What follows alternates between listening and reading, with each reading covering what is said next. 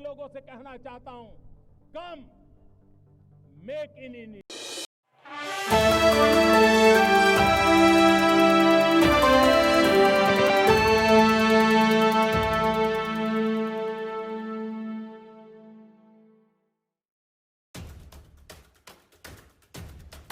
आयकर विभाग लगातार ओडिशा में कर नहीं चुकाने वालों पर शिकंजा कस रहा है। शुक्रवार के बाद शनिवार को भी विभाग ने छापेमारी की कार्रवाई जारी रखी। इसी क्रम में ओडिशा में शराब की कंपनी में काम करने वाले एक समूह के खिलाफ आयकर विभाग ने आज अपनी कार्रवाई तेज की। माना जा रहा है कि आयकर विभाग के छापों के बाद बेहिसाबी नकदी जब्त हुई है, जो किसी भी एजेंसी द्वारा एक ही अभियान में जब्त किया गया अब तक का सबसे अधिक काला धन है।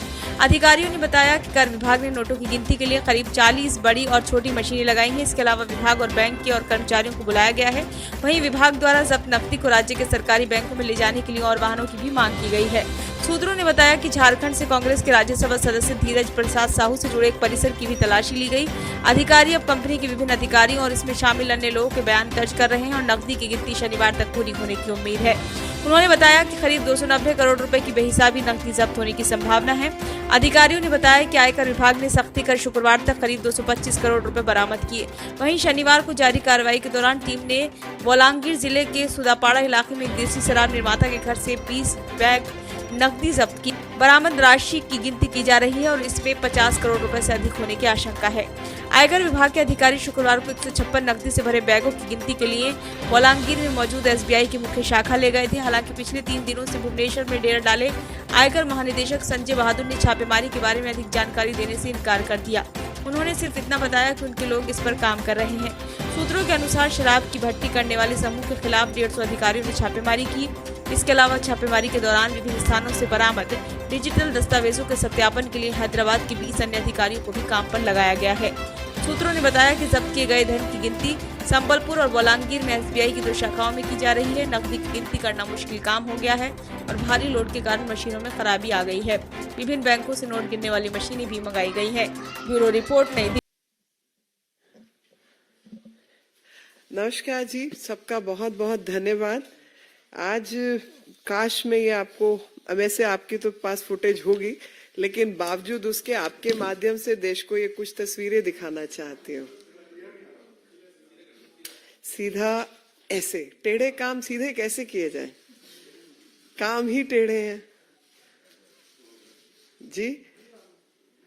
देखिए, मैं जब ये फोटो देख रही थी ना, तो मेरे मन में कई विचार आ रहे थे और सबसे पहला विचार तो ये था कि घर के बड़े, आपके मेरे, हम सबके बड़े सिखाते हैं कि बेटा कुछ बड़ा काम करो।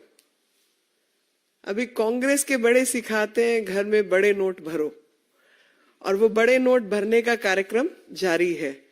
और जैसा कि मतलब रिकॉर्ड ब्रेकिंग न्यूज आप रोज बताते हैं, तो रिकॉर्ड ब्रेकिंग ये हुई है कि अब तक के जितने भ्रष्टाचारियों के यहाँ से कैश पकड़े गए, तो सबसे अधिक कैश जो है वो साहू जी के यहाँ से पकड़ा गया, जिसका अमाउंट आपको पता नहीं खुशी होगी या दुख होगा, मैं तो कहूंगी गुस्सा आएगा।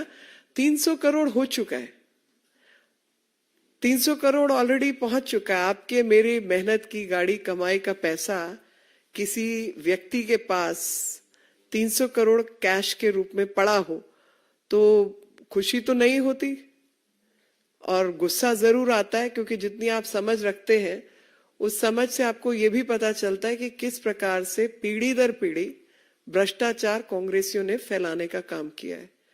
गांधी जी की फोटो छाप दी, नामकरण गांधी कर लिया, नोट अपने खाते में जमा कर लिए, और यही सिलसिला जो है वो सामने आया है। अभी जो कुछ चीजें पकड़ी गई, खास तौर पे धीरज साहू के यहाँ से, और उन्होंने अपनी साहूकारिता का परिचय दिलाया कि कांग्रेस के साहूकार कैसे होते हैं।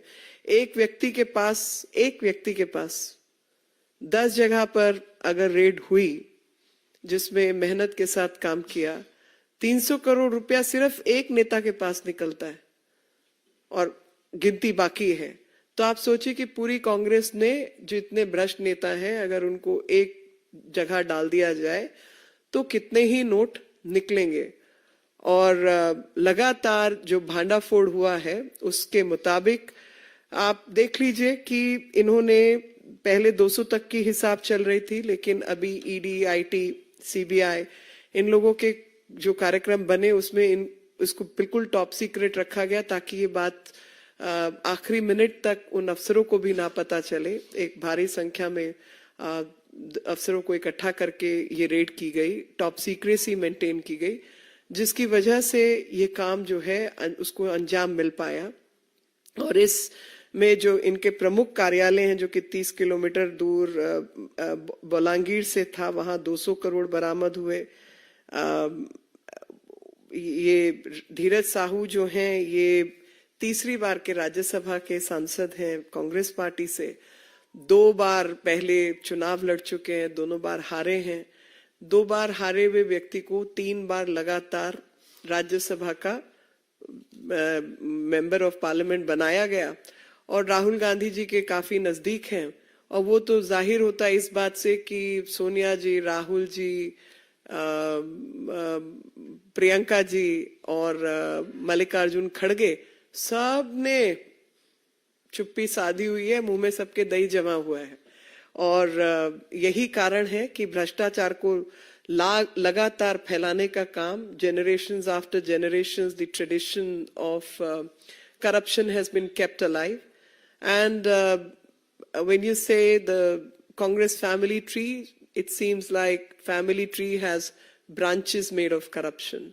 और जब राहुल गांधी जी कहते हैं कि खून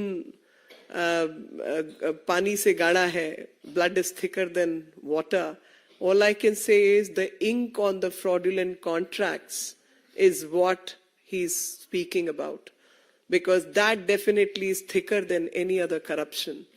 The kind of numbers we are looking at, a person like me has probably forgotten. I'll have to, usually do the counting from unit base. So unit 10, 100, 1,000, 10,000 crore, 10 crore, 100 crore, and then count the zeros. That's what a person like me would probably count, because we are not used to counting this kind of money. None of us is used to counting this kind of money. And corruption after corruption. I mean, yesterday was the day when, day before yesterday, when this was the day when Army Day or the Forces Day was celebrated. And on that day, one was reminded of the very first corruption which happened in the Congress party.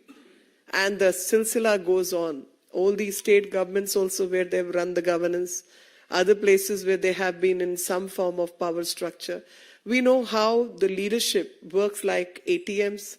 And I, through you, would question whose ATM was Dheeraj Sahu. And Dheeraj Sahu, a liquor baron who has engaged in deep corruptions, an amount of 300 crore plus has been found. And this 300 crore plus amount, the counting machines broke down.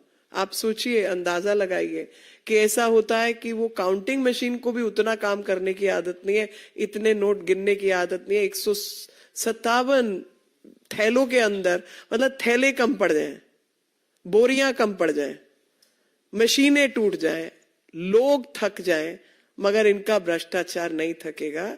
और ये नए नए आयाम, नए नए record जो हैं वो बनाते रहेंगे, लेकिन शायद उस तरीके का रिकॉर्ड जिसकी हमें और आपको उम्मीद नहीं थी।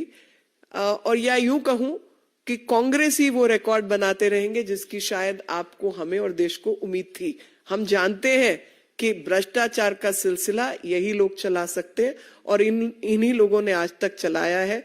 क्योंकि कोई कहता है ना कि who needs integrity when you can have loopholes. So they keep looking for loopholes, how well they can manipulate the contracts and act in the acts of corruption. And that is what the Christmas dinner of Ghamandia Alliance is going to be at the Congress residence or the Congress leaders' residence, because they are constantly looking for loopholes to make more money and to mine corruption and practices of corruption.